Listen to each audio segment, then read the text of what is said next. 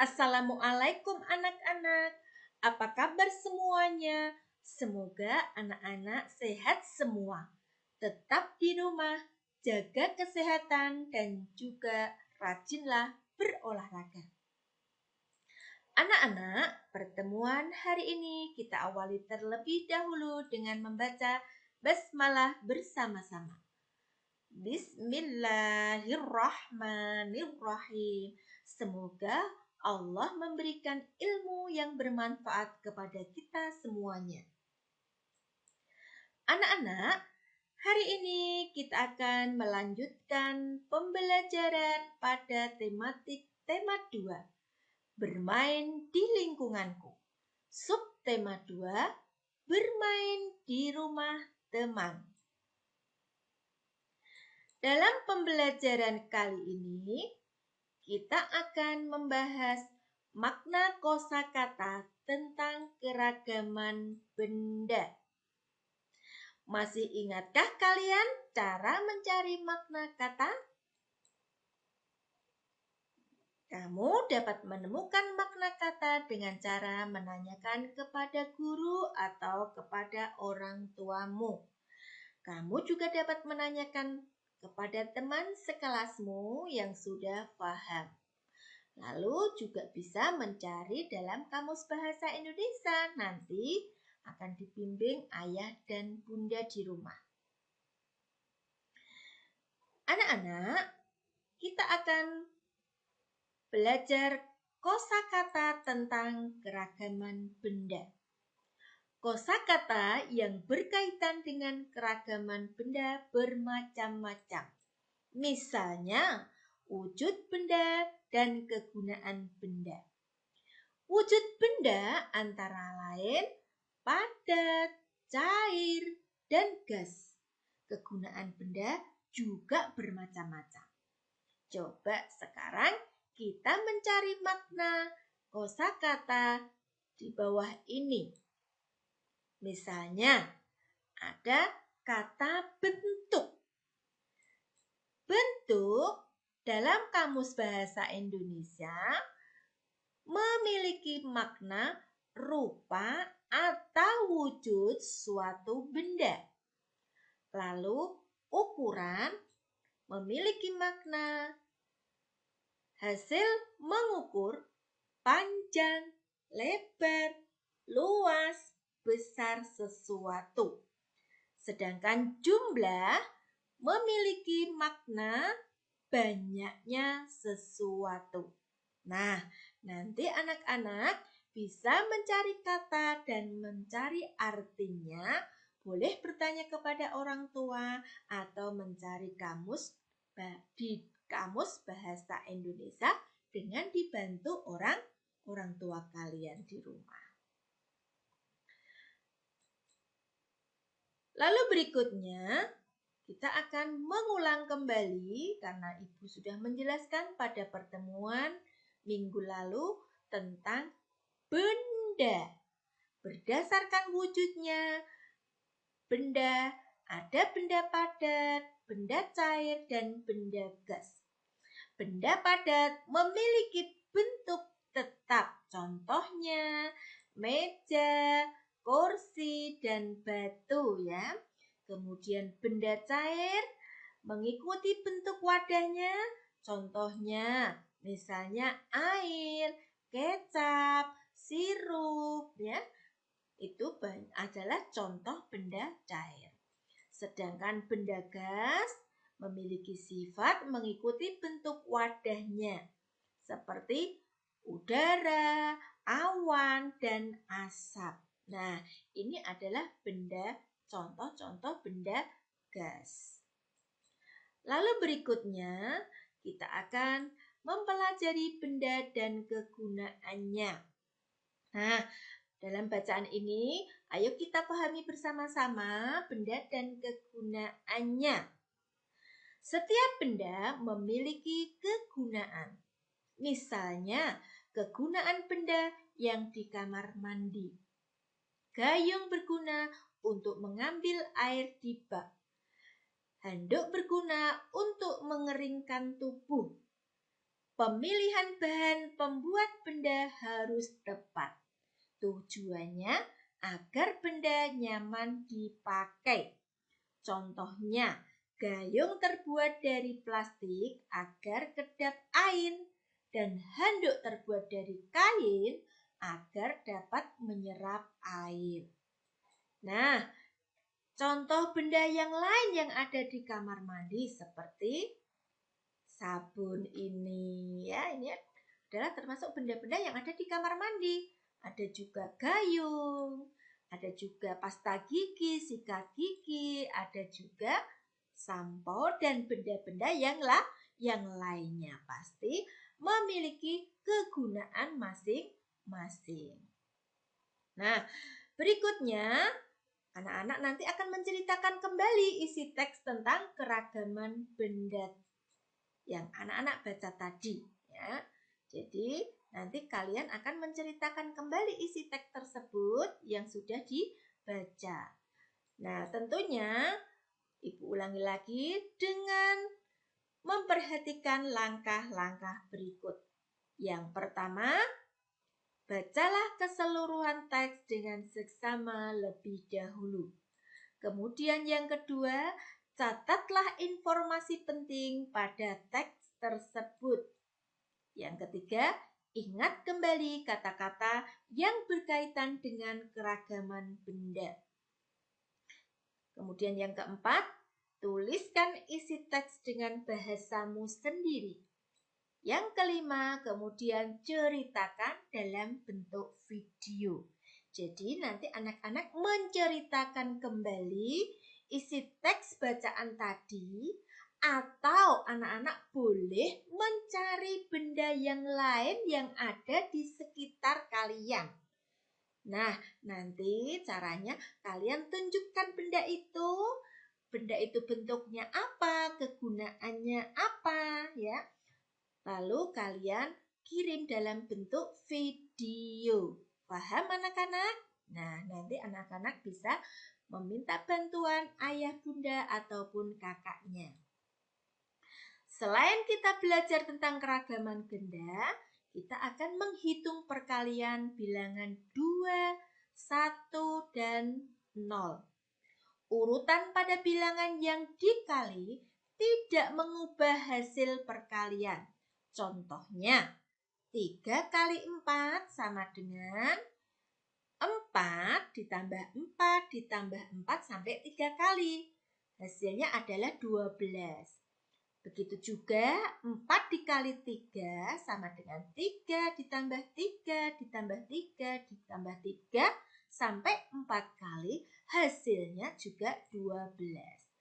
Jadi 3 dikali 4 sama dengan 4 dikali 3. Hasilnya adalah 12. Apakah kamu sudah paham anak-anak? Contoh di atas, gampang ya? Nah, kemudian kalau anak-anak sudah paham sifat tersebut, maka kamu dapat menentukan hasil perkalian berikut. Contohnya, 2 dikali 5 sama dengan 5 ditambah 5 sama dengan 10.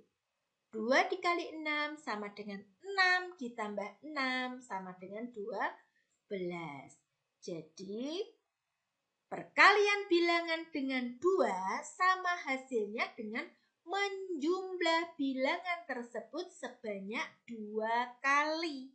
Ya, kalau perkalian angka 2 berarti menjumlahkan angka tersebut sampai 2 kali. Kemudian berikutnya angka 1. Kemarin Ibu sudah menjelaskan angka 1 termasuk angka yang unik. Mengapa?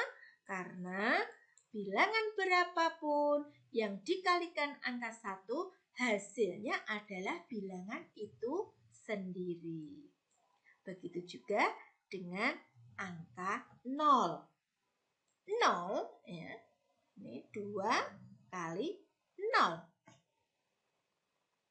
2 kali 0 sama dengan 0 ditambah 0. Hasilnya adalah 0. Nah, perkalian bilangan dengan 0 hasilnya adalah 0 ya. Jadi bilangan berapapun kali 0 hasilnya 0. 10 kali 0 itu pun juga hasilnya 0. Paham kan? Nah, berikutnya kita akan belajar tentang menghitung perkalian menggunakan tabel perkalian. Hasil perkalian dapat dihitung menggunakan tabel perkalian. Misal, akan dicari hasil dari 3 kali 7 ya. Nah, kita akan menggunakan tabel perkalian. 3 kali 7, kita lihat cari bilangan pada garis ketiga. 1, 2, 3. Nah, kemudian kita cari kolom ke-7. 1, 2, 3, 4, 5, 6, 7. Nah, di sini. Ketemunya baris ketiga dan kolom ke-7 ketemunya di sini. Jadi 3 kali 7 sama dengan 21. Ya, paham anak-anak? Gampang ya? Baik, sekarang kita akan melihat tabel yang lebih lengkap lagi. Ayo, sekarang temukan hasil perkalian berikut. Misalnya, 4 kali 5, lalu 6 kali 7. Kemudian 8 kali 9. Nah, anak-anak, nanti kalian akan mencari di dalam tabel di sini. Kita coba cari bersama-sama ya. 4 kali 5, ya. Kita cari baris keempat. 1, 2, 3, 4. Nah, kita kasih garis dulu biar lebih mudah dan tidak lupa. Dikali 5 berarti kolom kelima 1, 2, 3, 4, 5. Nah, ini kita juga kasih garis dulu. Nah, berarti 4 kali 5 sama dengan 20. Kemudian 6 kali 7 kita cari kolom baris ke-6. Nah, kita kasih angka, kemudian kolom ke-7. Oh, hasilnya adalah 42. Lalu 8 kali 9. Baris ke-8 kali kita kasih tarik garis. Kemudian kolom ke-9 kita juga tarik garis. Maka hasilnya adalah 72. Gampang kan anak-anak? Nah, lalu berikutnya nanti anak-anak mengerjakan ini. Menyelesaikan permasalahan tentang perkalian ya. Ini ada soal cerita tentang perkalian.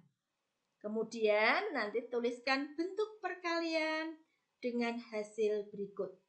Misalnya angka 18 ini berapa sih perkalian berapa kali berapa yang hasilnya 18 nanti mencari di sini. Ya, ada angka berapa saja begitu. Untuk soal cerita kemarin kita sudah membahasnya. Nah, anak-anak nanti mengerjakan soal cerita ini dan menyelesaikan perkalian ini dengan mencari tabel di sini. Gampang ya? Baik, kemudian kita akan melanjutkan tentang melakukan gerakan kaki. Kaki melakukan berbagai gerakan. Ada gerak berjalan, berlari, atau melangkah ke samping. Gerak kaki dapat dirangkai menjadi suatu tarian. Nah, perhatikan contoh berikut. Nanti anak-anak bisa sambil dipraktekkan ya. Nah, ini adalah gerak kaki melangkah ke depan. Kemudian yang ini adalah gerak lutut ditekuk. Lalu yang seperti ini adalah gerak kaki melangkah ke samping. Sedangkan ini adalah gerak kaki diangkat. Ya, nanti anak-anak bisa mencoba gerakan ini.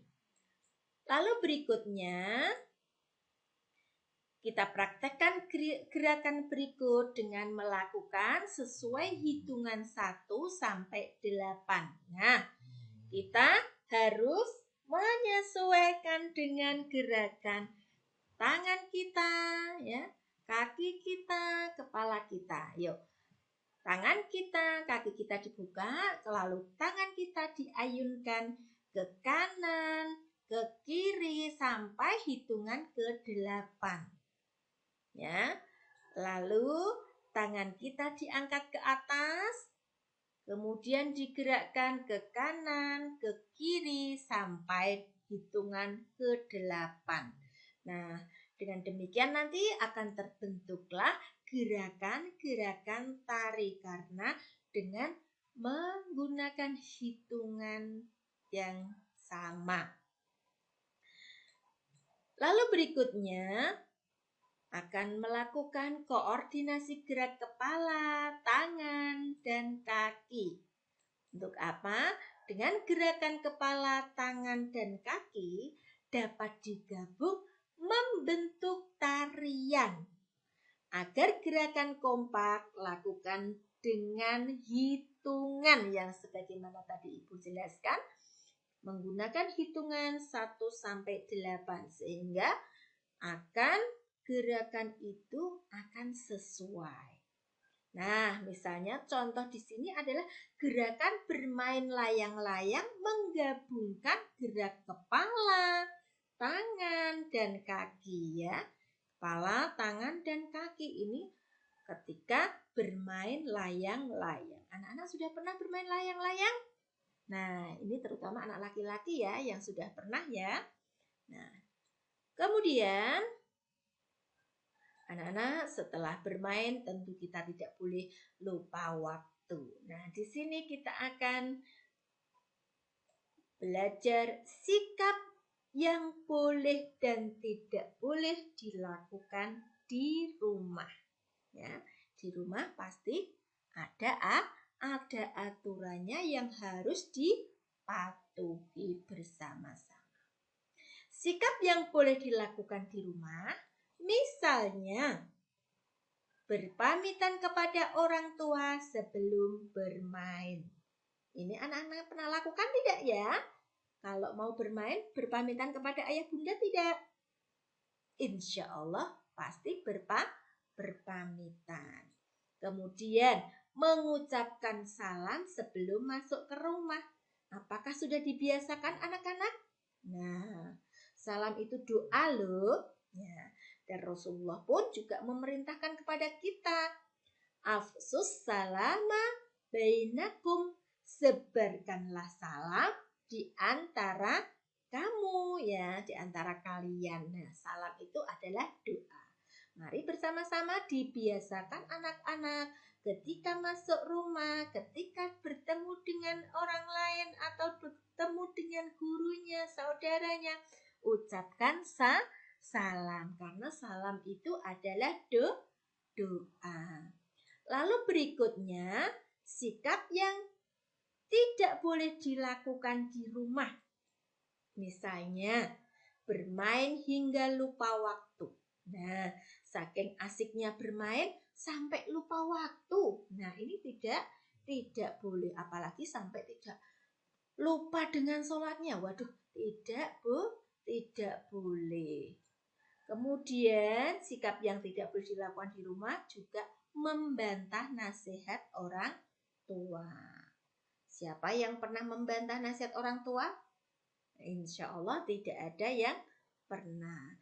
Anak-anak soleh ketika dinasihati harus mendengarkan, tidak boleh membantah. Lalu berikutnya kita akan menyebutkan manfaat aturan di rumah.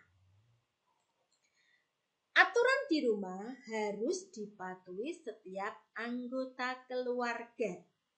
Aturan dibuat agar tercipta suasana yang damai. Dengan adanya aturan, hidup menjadi tertib dan teratur. Dan tentunya yang terpenting lagi, Dengan kita mematuhi aturan, hidup kita akan menjadi tenang. Nah, nanti anak-anak dapat mengerjakan latihan halaman 120 yang berkaitan dengan aturan, ya. Nanti dibuka di buku pena halaman 120. Nah, demikian tadi pembelajaran hari ini. Semoga anak-anak dapat memahaminya. Marilah pembelajaran hari ini kita akhiri dengan membaca Alhamdulillahirabbil alamin. Jangan lupa anak-anak sholat dan mengaji ya, dan juga rajin belajar. Demikian pembelajaran hari ini. Sampai ketemu di pertemuan yang akan datang. Wassalamualaikum.